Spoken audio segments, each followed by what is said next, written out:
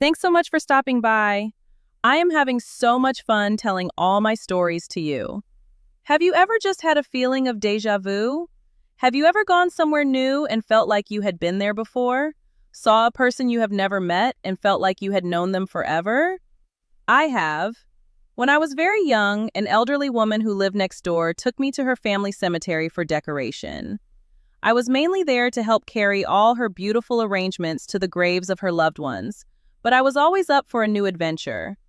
For anyone who is not familiar with the custom of decoration, it is where once a year people gather in the cemetery and place flowers on the graves and make sure all the stones are clean and the weeds are all pulled from around the stones. It is seen as a way to respect those who have gone on before us.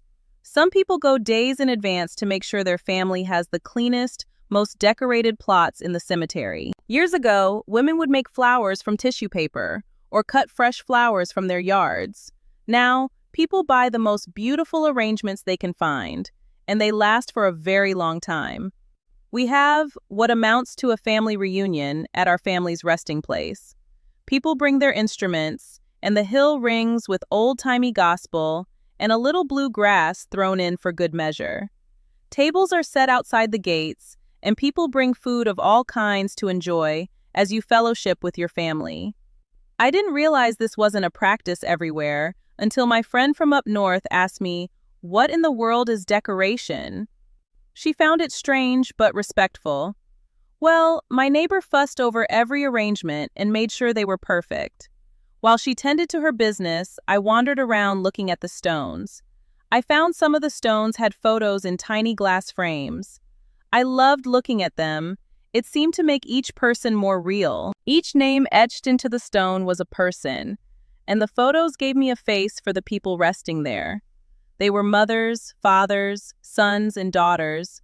Someone's everything was laid to rest there. I came across a stone that held the photo of a young man. He was maybe 19.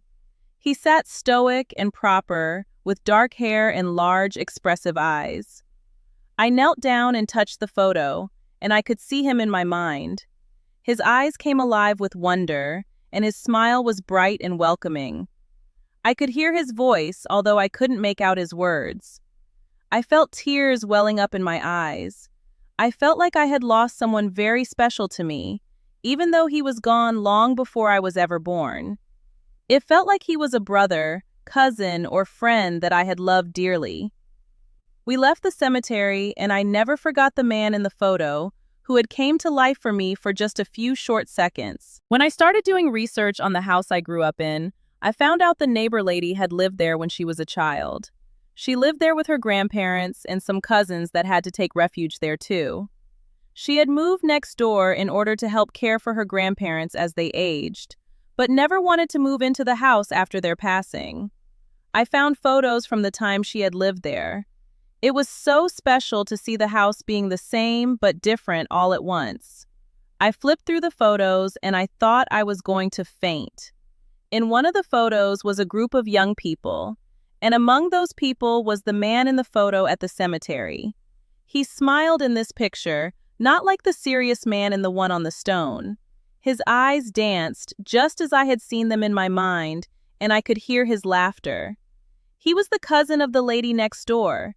He had died in 1917 from the Spanish flu right in my childhood home. Many people lost their lives at that time from the illness, but maybe his life continued on, just in another way. Maybe he is one of the spirits still roaming the halls of the house. Maybe he was happy that I could put a face to the sounds I heard and the shadows I saw. Maybe he watched me grow and move past his tender age of 19. I wonder how he thinks I have done in my life. I hope I have made him smile, just like he did that day I held my hand over his likeness. His life is marked with a granite stone bearing his name and one small glass photo, but I do believe he came to me that day.